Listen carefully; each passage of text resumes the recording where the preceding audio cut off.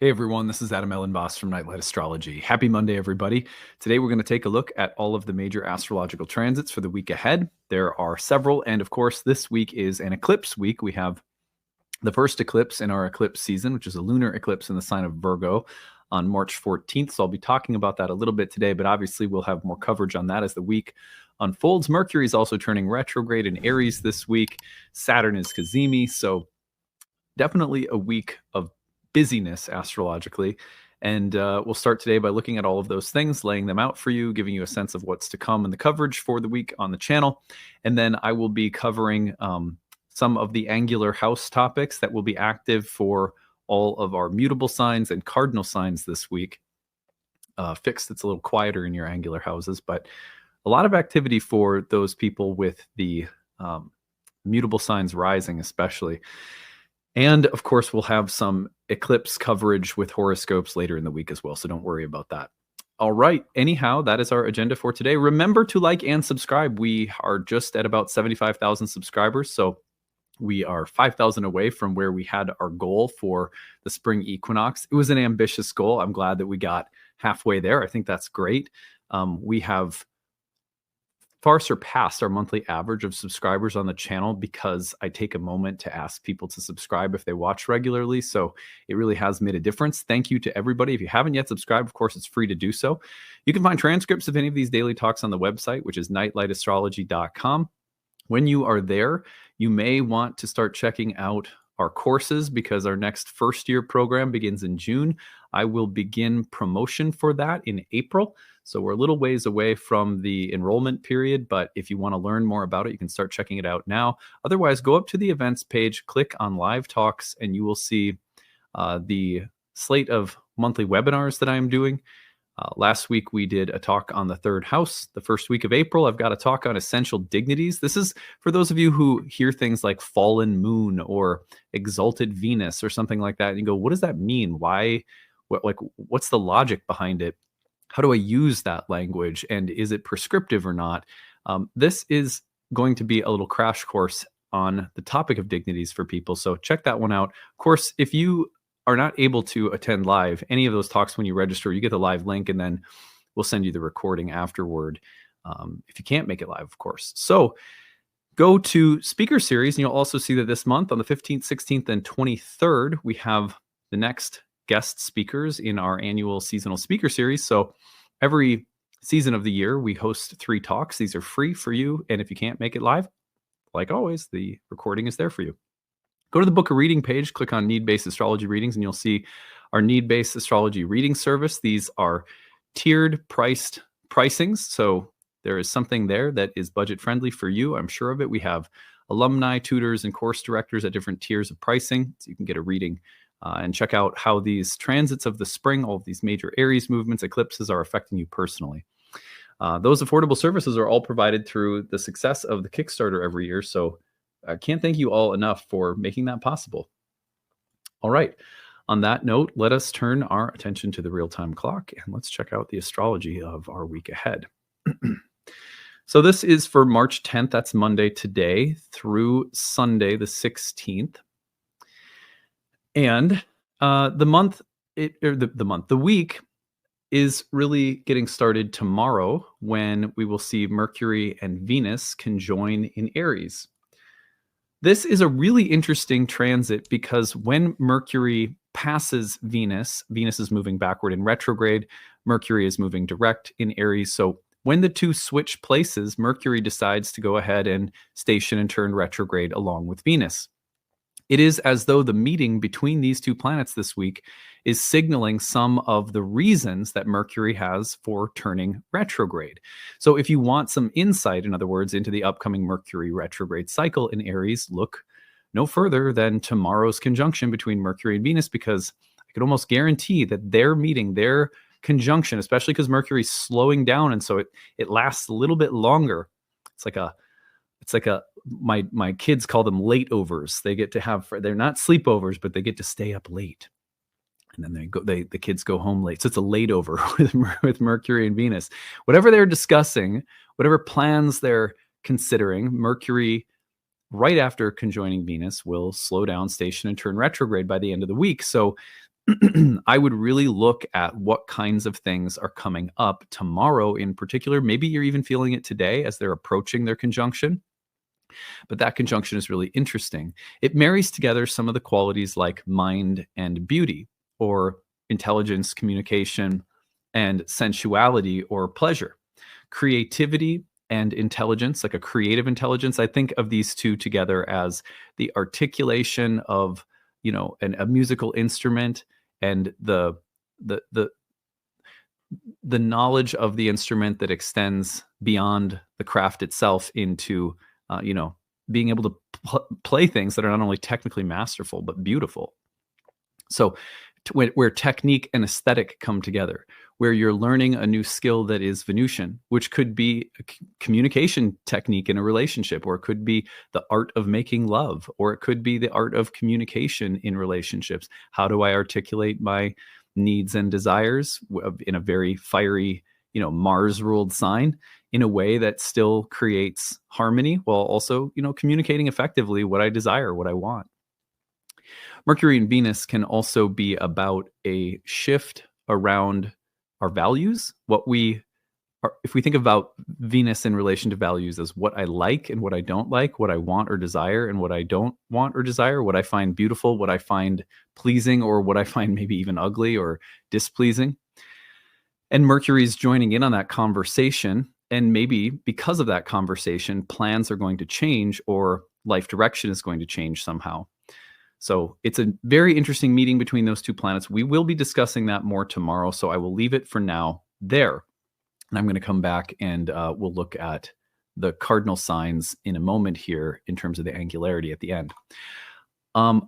Middle of the week, we have the Sun conjoining Saturn. I did a video last week called Saturn is Dying. If you have not watched that, I would recommend going back to watch that video, because it is all about the combustion / conjunction of the Sun and Saturn, resetting Saturn's synodic cycle with the Sun. That video covers the meaning of this conjunction in greater depth. But what I want to say here is that when Sun and Saturn come together, there is often a crystallization of wisdom, creativity. There's something maturing and reaching its peak, or it's almost like a moment of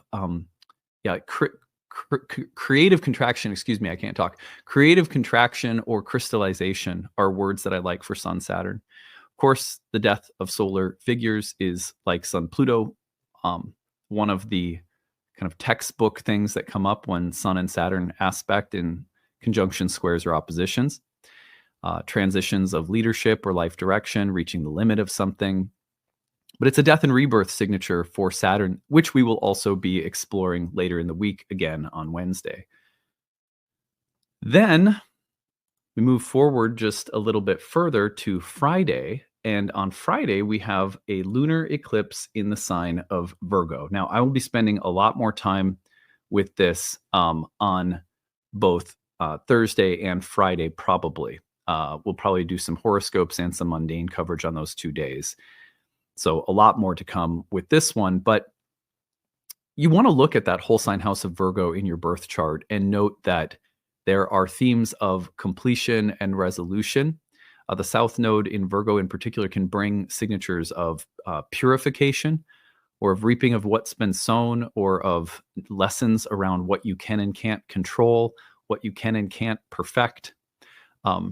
It's about dealing with the limitations of the world and the earth and the body, and learning to forgive and accept those limitations, while also doing what is in your control as mindfully and conscientiously as you can.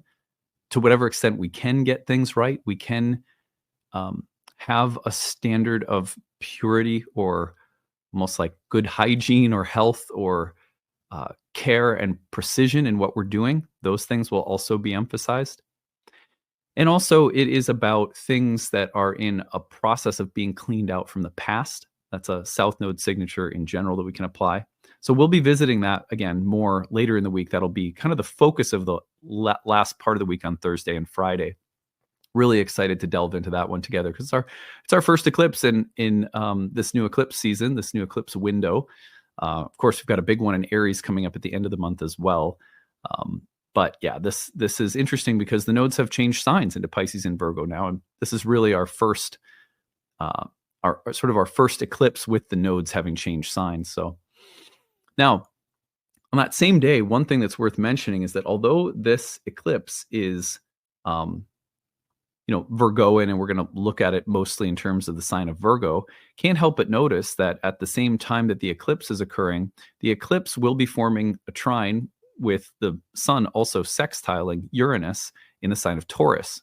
So there's a very harmonious way in which Uranus is being incorporated into this eclipse, and we're going to be looking at that as well later in the week. But that means that this eclipse can also bring positive shakeups and changes and breakthroughs, or that kind of just that slight twist of fate or plot that you don't see coming that can also liberate and free up stuck energy. So I like that there's a harmonious contact with Uranus at the time of the eclipse, better than a really conflicting one, So, and then finally, at the end of the week, Mercury will turn retrograde in the sign of Aries. Now, most of my coverage of this will come into tomorrow's video when I talk about Mercury and Venus conjoining. We will then unpack a little bit more of Mercury's upcoming retrograde at that point in time, because I'm going to save the Thursday, Friday coverage for the eclipse. But suffice to say, Mercury turning retrograde in Aries at basically the exact same point where Venus is turning where Venus turned retrograde, basically the same exact space where the eclipse is taking place, is really interesting. And I think the way that we're going to cover this will be to ask ourselves, what could Mercury and Venus be cooking up together that causes Mercury to sort of instantly turn retrograde and follow Venus's path backward into Pisces? Very fascinating. And the dance between Aries and Pisces is something we'll also consider tomorrow. Now, what I'd like to do at this point in time is say something for the cardinal signs and the mutable signs. We'll start with the cardinal signs because it just makes sense to kind of do it in order. For cardinal signs, the Mercury retrograde this week, as well as the Mercury-Venus meeting, is in your first house if you're an Aries rising, which places continued emphasis on the house of self, identity, health, vitality, appearance, constitution. It's an existential place for Aries to be working with right now.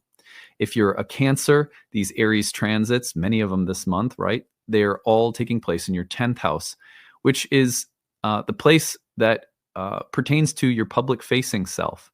If you are retired, this is a place where you connect to the outer world still. If you're working, this is usually the place that connects you to your work and your sense of calling or purpose in the world through something like vocation.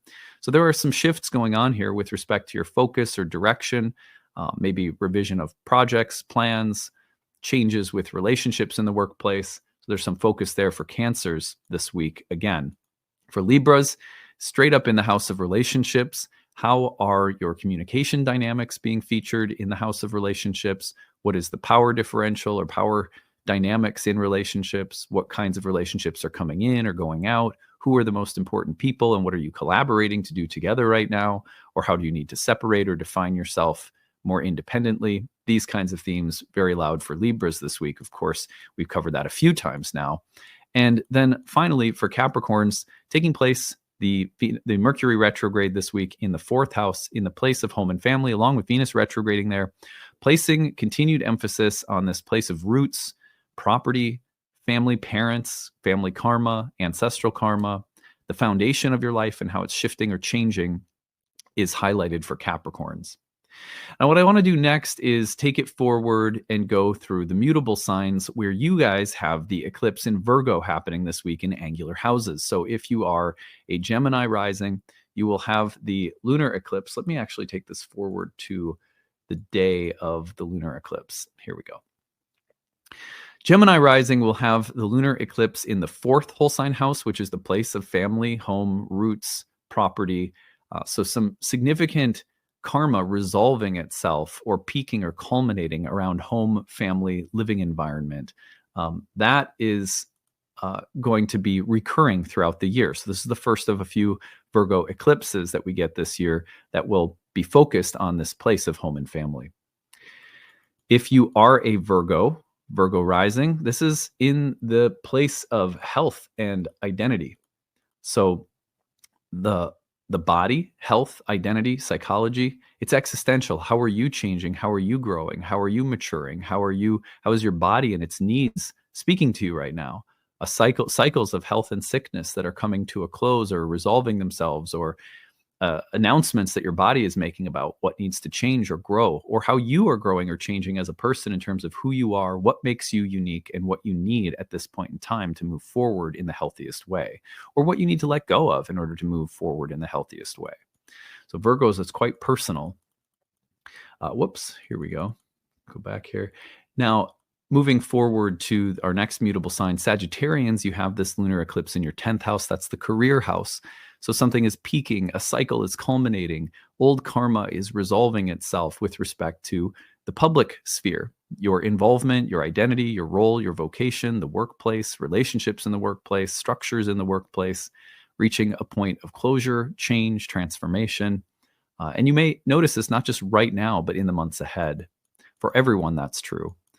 All right, finally, Pisces, this places the eclipse in your 7th house. So karma that is ripe and ready to burn off or transform in the house of love and relationships. A culminating moment, a peak moment, a moment where you're arriving at unique insights or moments of epiphany or learning, the crystallization of insights because of old karma that's releasing, or cycles that are ending, as well as, just moments of heightened importance or transformation in relationships. So important things happening for lovers or spouses, important changes or decisions coming up in relationships. Any kind of emphasis on the most important interpersonal dynamics of your life are of focus for Pisceans. So that takes us through our kind of the angular positions of the Mercury retrograde and the eclipses this week. Now, again, just a reminder, tomorrow we'll look at Mercury conjoining Venus. Wednesday, we're going to look at the Saturn Cazimi. Thursday and Friday, we're going to do eclipse coverage. And on Tuesday, tomorrow, we'll be looking not only at Mercury conjoining Venus in Aries, but what that implies for the subsequent Mercury retrograde at the end of the week. So some really good stuff coming up here. I'm very excited. We're in the midst now of easily one of the most powerful astrological months of 2025. So I'm eager to hear from you. Remember, at any point during this busy season, if you have a story to share, use the hashtag grabbed. Tell us the name of the transit and then tell us your story and put it into the chat there in the YouTube channel or wherever you're listening. And then you could also email it to us. grabbed@nightlightastrology.com is the email address. And just tell us the name of the transit, tell us your story, keep it concise, and don't share anything that you don't mind us using or that you don't want us to use in a future storytelling episode. So that is it for today. I hope that you are going to have a wonderful week, and I can't wait to explore these transits with you as the week unfolds. Take it easy, everyone. Bye.